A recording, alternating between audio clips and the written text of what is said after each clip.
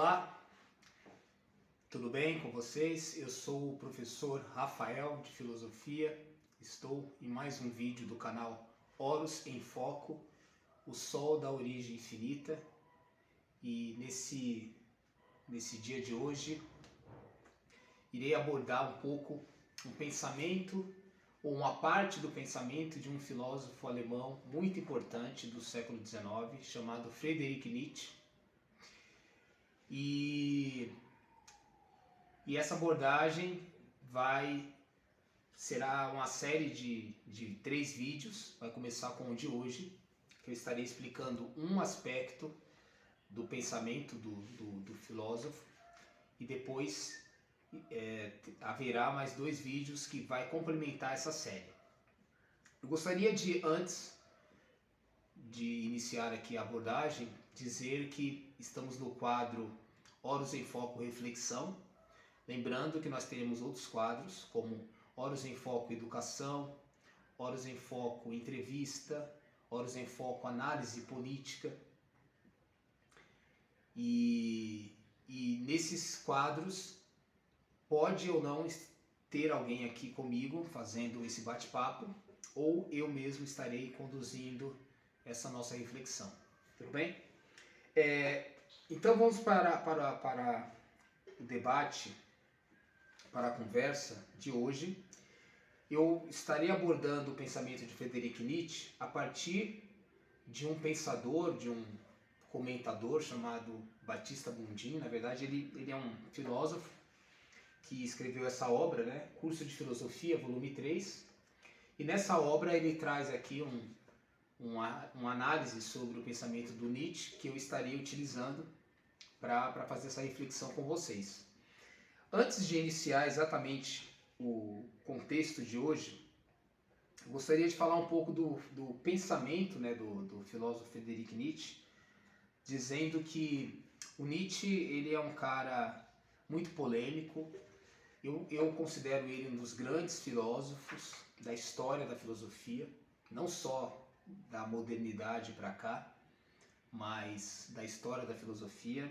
Um filósofo complexo, difícil, muitas vezes ele tem uma escrita, na verdade, muito rebuscada. E aí eu gostaria de citar algumas das suas obras, né, que são importantes, e de repente com a explicação, com a reflexão de hoje, vocês possam depois acessar, buscar, que eu acho que vale muito a pena ler. Humano Demasiadamente Humano, é uma de suas obras, muito importante.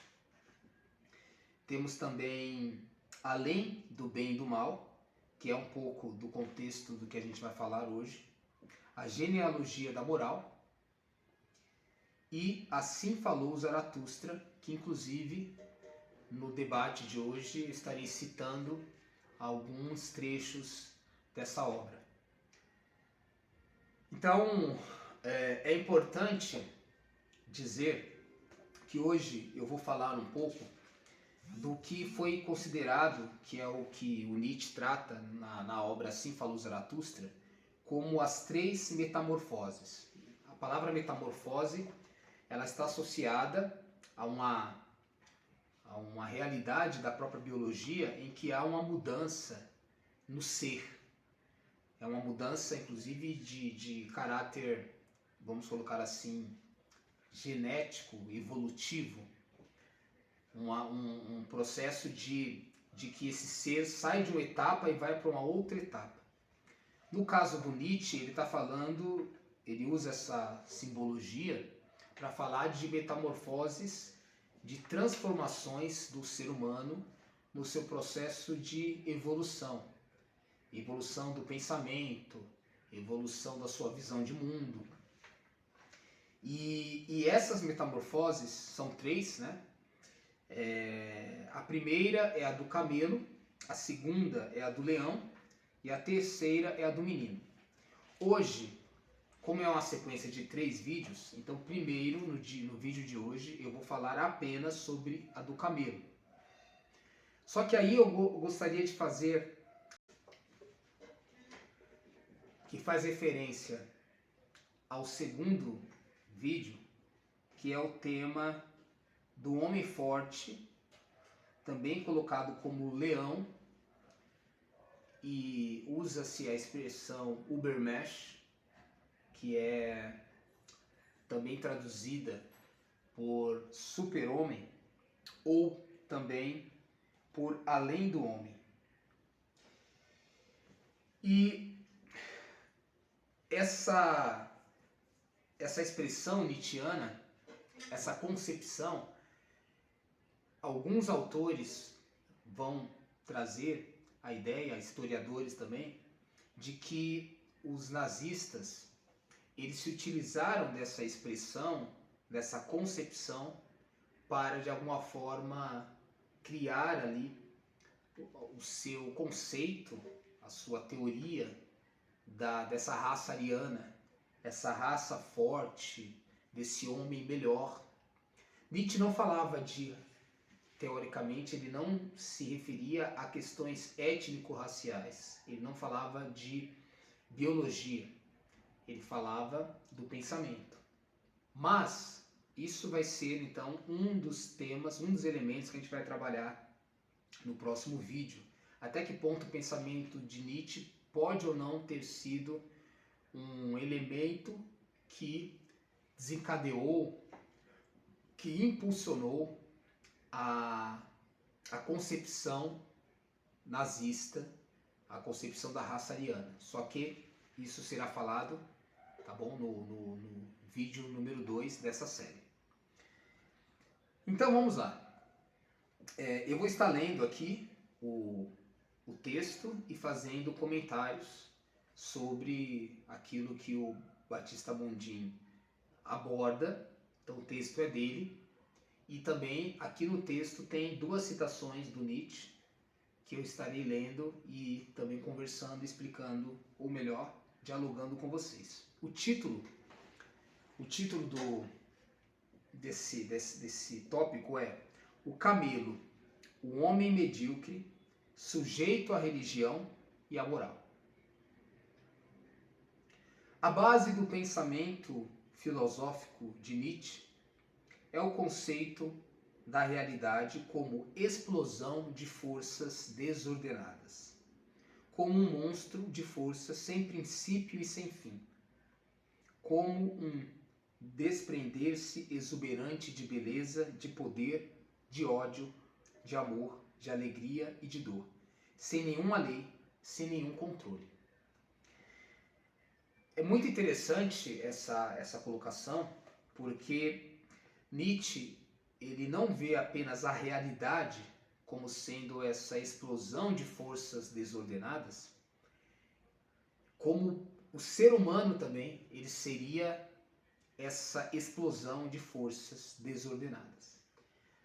Muitas pessoas, só de ouvir essa palavra desordenada, sem ordem, ela já imagina como algo ruim, como algo imoral. E aí a primeira coisa que eu gostaria de convidar vocês é não estar com a mente fechada e tendenciosamente caracterizar algumas terminologias como algo negativo, porque nos foi ensinado dessa forma. Então a filosofia, ela procura ser muito libertadora e desconstrutora de determinadas concepções errôneas. Então, desordenado não necessariamente é algo ruim, é algo errado, mas é apenas algo que ainda não foi sistematizado ou condicionado, controlado. O Nietzsche vai trabalhar muito com a ideia que nós temos que aceitar as nossas forças, os nossos elementos vitais, porque isso faz parte da vida, é o motor da vida. Nós somos assim. A vida toda, a natureza, os animais, as plantas, todos os seres, de certa forma, essa pulsão ou impulsão de vida, de desejo, de prazer, de vontade. No momento é a realidade como ela é. A gente tem que olhar para ela e entender que ela é assim. E E aí essas forças, como ele coloca, um monstro. A mesma coisa, a ideia de monstro, a gente imagina que é uma coisa feia. Mas na verdade o monstro pode ser entendido como algo que não tem uma forma definida. Assim como o desordenado não é necessariamente uma coisa imoral, mas é uma coisa que não está indo para um único caminho, que ainda não foi adestrado, domesticado. O monstro, então, seria essa realidade que não tem uma forma. Às vezes a gente entende e acredita que a forma, ela é algo como uma forma que dá ali um molde para uma determinada realidade. Nem sempre moldar alguma coisa é algo bom. Às vezes moldar é exatamente matar, controlar, cercear, amordaçar. Então, quantas coisas na nossa vida, de repente, a gente coagiu, trancou, bloqueou, porque foi nos colocado, introjetado, que aquilo era algo ruim, desordenado, no sentido pejorativo. E nem sempre é. Depois a gente vai descobrindo que aquilo era algo bom, necessário. É nessa esteira que o Nietzsche está. A gente precisa fazer quase que esse revisionismo das ideias, dos controles que nos foram colocados. Então, no primeiro momento, eu já estou, de alguma forma, trazendo alguns elementos do texto, mas a gente tem que entender que o ódio e o amor, a alegria e a dor, eles são elementos que estão em nós. E nem sempre o ódio é uma coisa ruim, como nem sempre o amor é uma coisa boa, porque vai depender muito da proporção. Eu vou dar um exemplo aqui. Amar um aspecto de mortificação, amar alguém que gera morte, pode ser, esse amor é ruim. Odiar essa pessoa, ou odiar estruturas de morte, pode ser exatamente o elemento que te faz frear aquilo que ameaça a vida. E ao mesmo tempo que eu odeio essa estrutura de morte, eu estou amando a vida. Então não necessariamente amar e odiar, ela se coloca como sendo pessoas ou elementos ruins. Então depende muito do contexto. Então o amor e o ódio podem ser rotulados dependendo da sua proporção, da onde ele está sendo aplicado como algo bom ou ruim. Nada nesse caso, nesse sentido, é bom e ruim em si. Então temos que aceitar esses elementos. E isso tem que ser visto como um desprender-se exuberante de beleza. A beleza está nessa pulsão, nessas forças, nessas energias que faz parte do processo de vida. E aí ele continua: diante do espetáculo de tão estrepitosa explosão de forças, que não pode ser contida por nenhuma lei da razão, o homem pode assumir 3 atitudes e adotar 3 estilos de vida: de fraqueza, de força, de inocência. Olha só que interessante, antes de continuar. Essa explosão de forças, ele vai colocar: não pode ser contida por nenhuma lei da razão. O Nietzsche, ele vai ser um pensador que, de certa forma, ele vai se opor à razão. Porque a razão, às vezes a gente nasceu essa ideia de que a razão é boa e as emoções são ruins. Aí a gente vai ter isso desde Platão, Aristóteles, Sócrates. Depois a gente vai ter isso em pensadores como Descartes, Immanuel Kant, dentre outros. Também pensadores religiosos como Santo Agostinho, como Tomás de Aquino e outros, tá? Hegel também. Nietzsche, ele vai trazer essa ideia de que essas forças, elas não podem ser controladas pela razão, como de fato Platão, Aristóteles imaginavam. Que você consegue ter um desenvolvimento racional, que você controla essas energias do corpo. Lá no fundo, a gente vai ver depois, e já vou anunciar aqui para vocês, na aula sobre o pensamento de Freud, sobre a psicanálise freudiana, a gente vai aprofundar um pouco mais. Eu coloquei aula aqui, mas na verdade é uma reflexão, costume de professor. Nessa reflexão a gente vai abordar isso com um pouco mais de profundidade. Mas qual que é a ideia? A razão, ela não consegue controlar ou exercer de forma saudável esse controle sobre as emoções, sobre os desejos.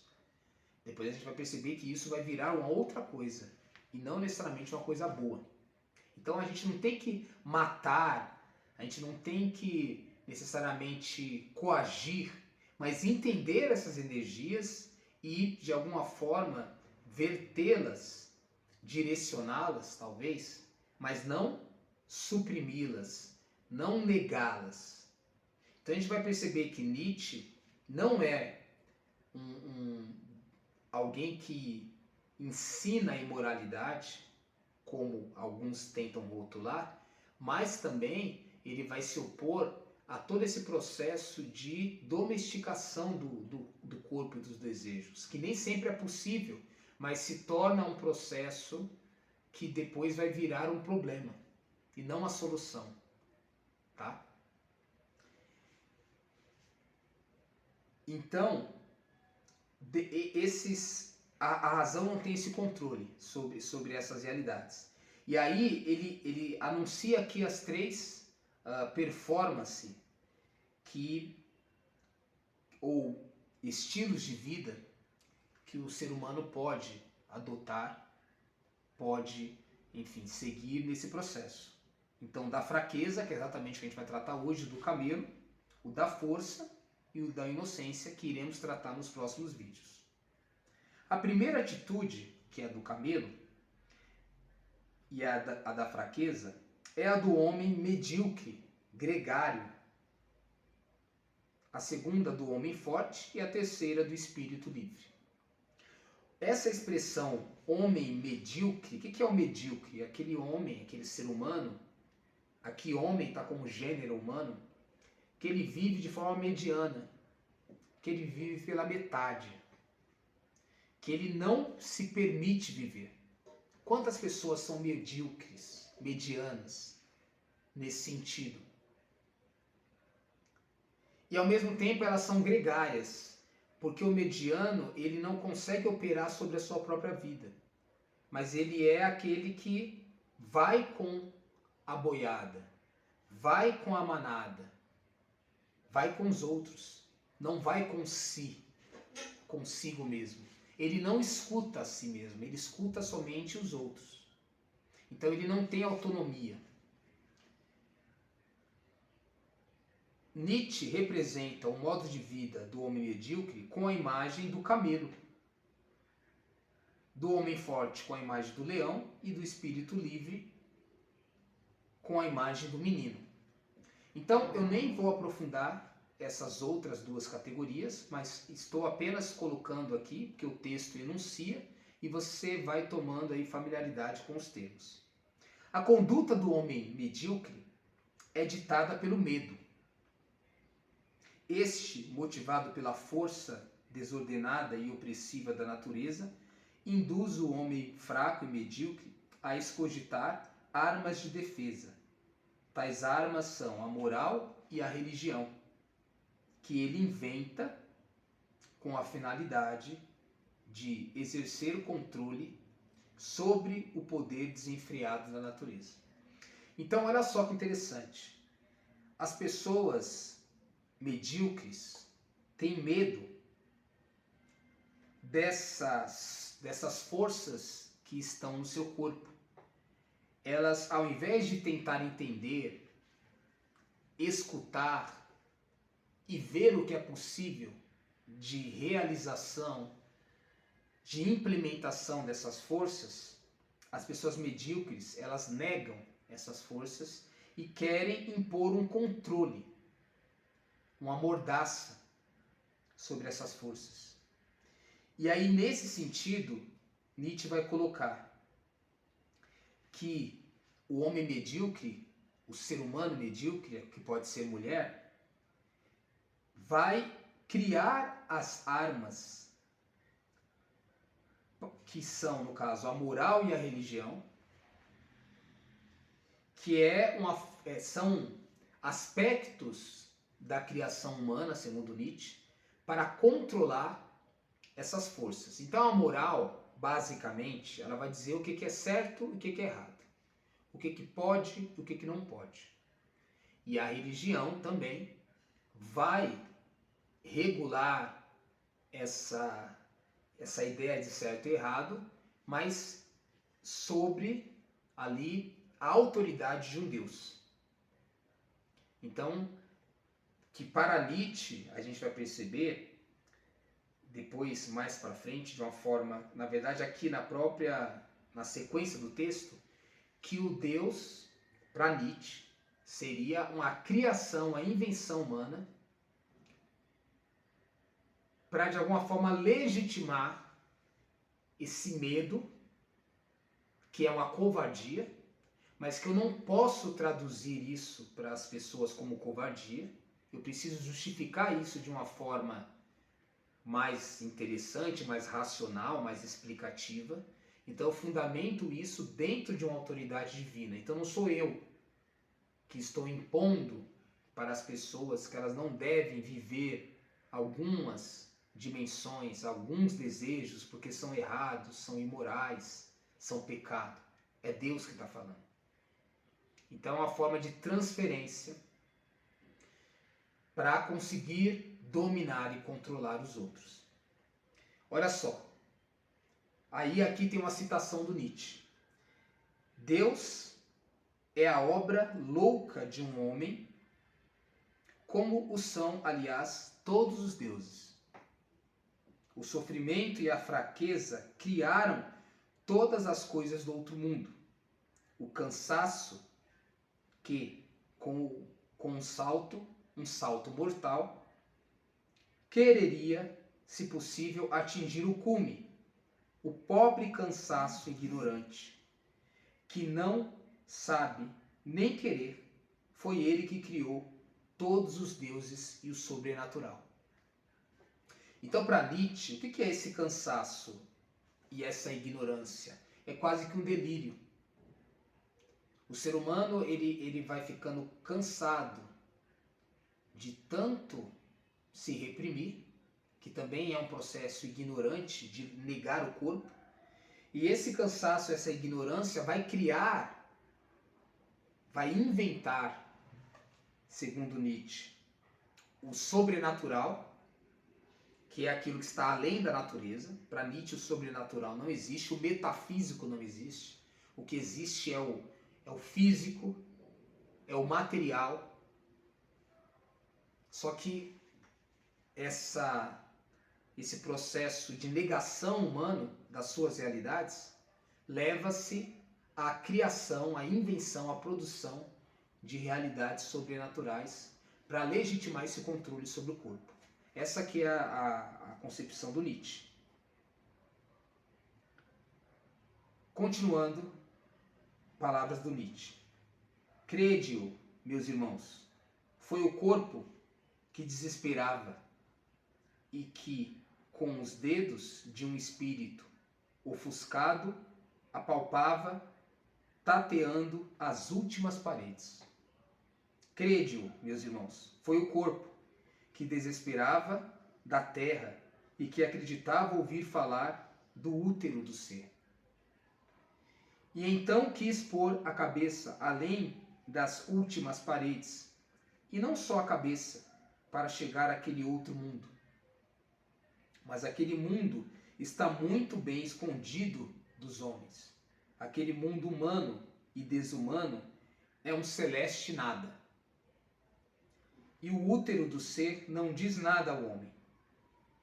Doentes e morituros eram os que desprezaram o corpo e a terra, e inventaram o céu, e as gotas de sangue, do sangue do Redentor, mas também estes venenos doces e tristes, eles tiraram o corpo. Eles tiraram do corpo e da terra. Ele vai dizer, olha só que manobra interessante do Nietzsche. O próprio ser humano, ele pega imagens do dia a dia, materiais, elementos, que ele vai fazer ali uma projeção num além-vida, num sobrenatural, maximizando esses seres, esses ideais, como sendo deuses, mas que na verdade são elementos do próprio mundo que ele vai projetar, que ele vai antropomorfizar. Então, é o homem que cria a forma divina para Nietzsche, e não o contrário. Então, são elementos do próprio mundo.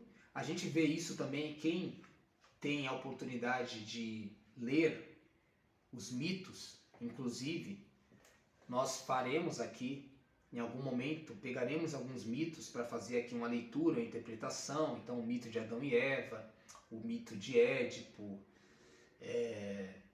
o mito de Sísifo. A gente vai também procurar fazer interpretações de mito. Então, o mito, ele tem essa coisa do humano, de coisas que é do próprio ser humano, que ele projeta, que ele, de alguma forma, personifica em realidades sobrenaturais. É isso que Nietzsche está dizendo.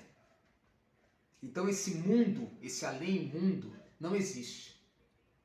Mas o ser humano, ele precisa dessa fantasia, segundo Nietzsche, para, de alguma forma, dar conta dessa negação injustificável, mas que ele vai criar uma justificativa para sustentar aquilo que não pode ser sustentado.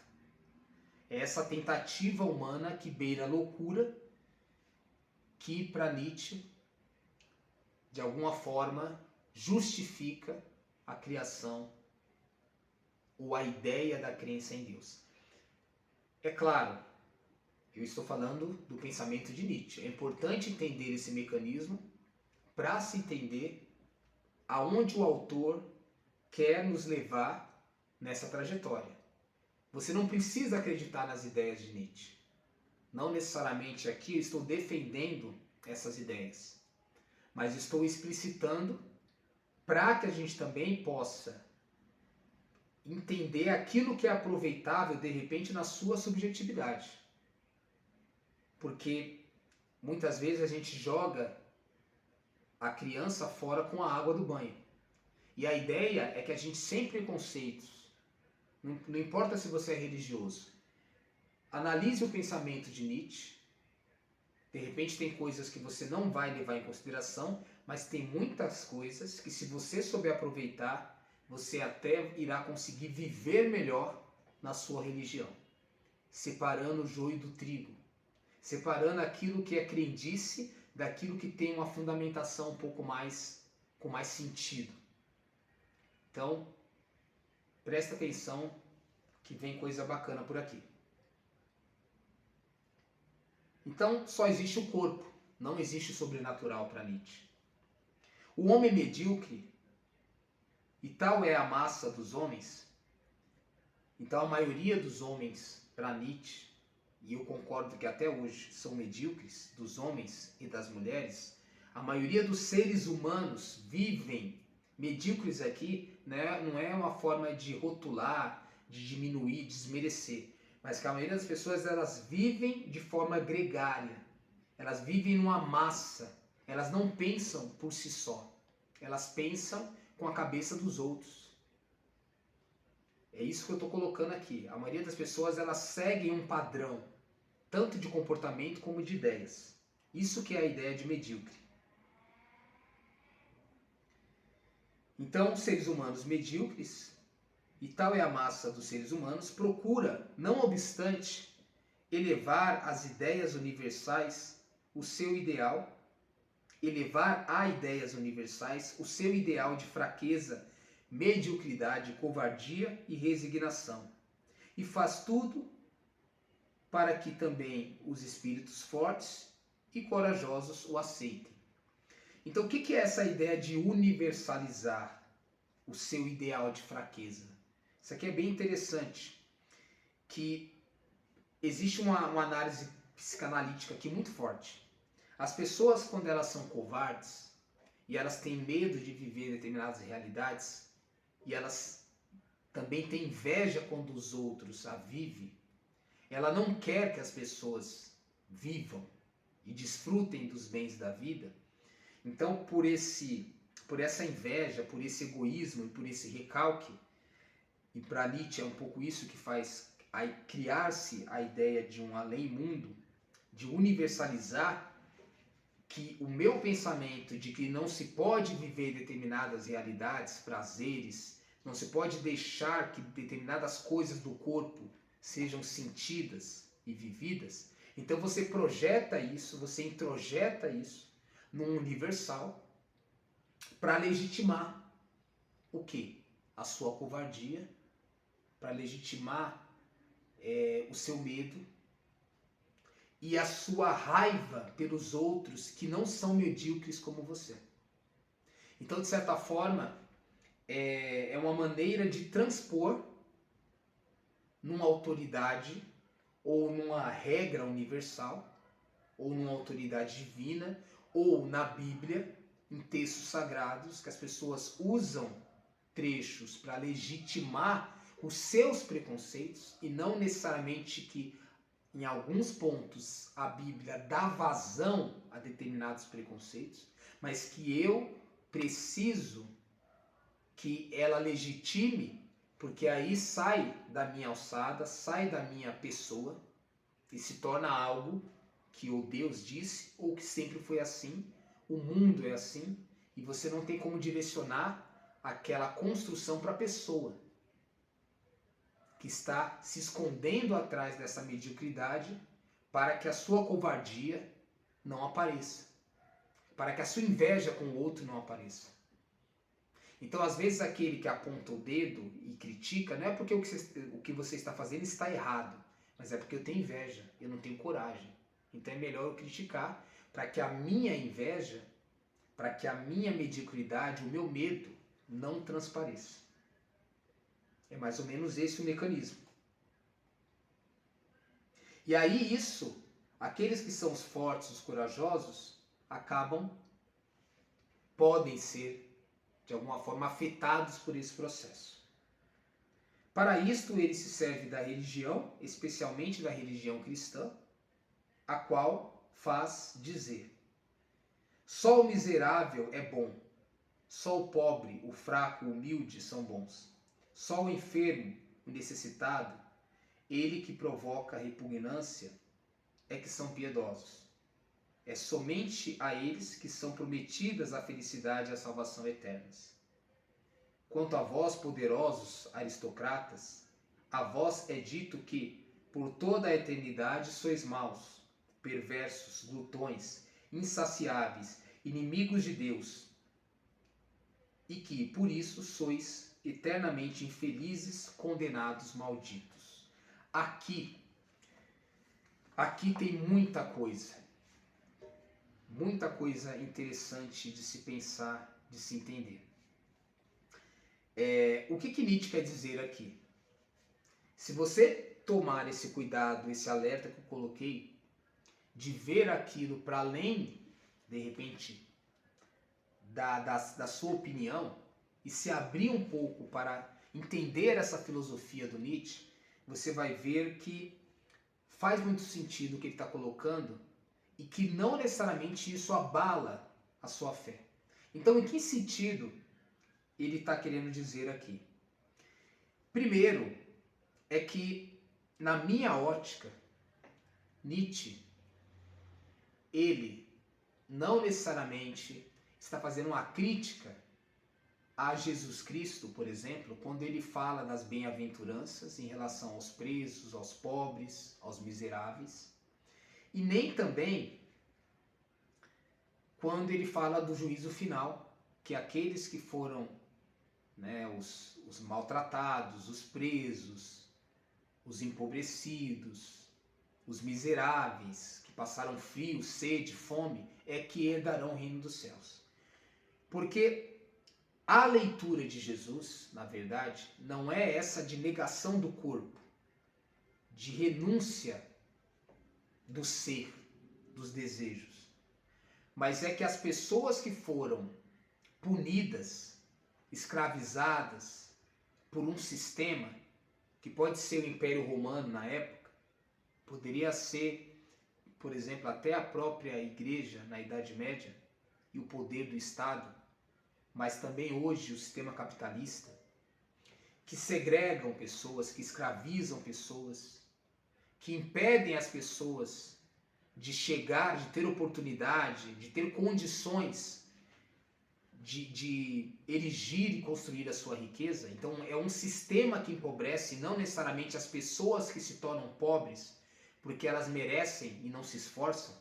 Então o que Jesus de fato condena, e por isso que essas pessoas são beneficiadas com o reino, é porque existe um sistema opressor e destrutivo. E essa é uma questão. Eu entendo que Nietzsche ele não faz uma crítica a Jesus, mas ele faz uma crítica à religião. Porque quando a gente pega, por exemplo, na Idade Média, a maioria dos padres e bispos pregavam e elogiavam a pobreza para os seus seguidores, servos, mas eles viviam no luxo. Então era um discurso manipulatório para enganar as pessoas, manipular as pessoas, explorar as pessoas e ter ali nos bastidores toda a pompa, toda a luxúria, toda, enfim, toda os comes e bebes, todo o prazer. Então isso é a hipocrisia.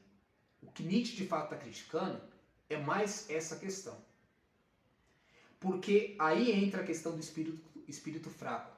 Quando você é medíocre, quando você muitas vezes não tem sucesso, não consegue determinadas conquistas, e aí você tem inveja daqueles que conseguem, a sua inveja pode levar à construção de uma moralidade ou de uma religiosidade que condena aquela prática para que essas pessoas se tornem medíocres como você, já que você não consegue se tornar uma pessoa elevada, forte, imponente, dona de si como elas. Então é um discurso do ressentido aqui, do fraco. Eu acho que esse é o ponto crucial.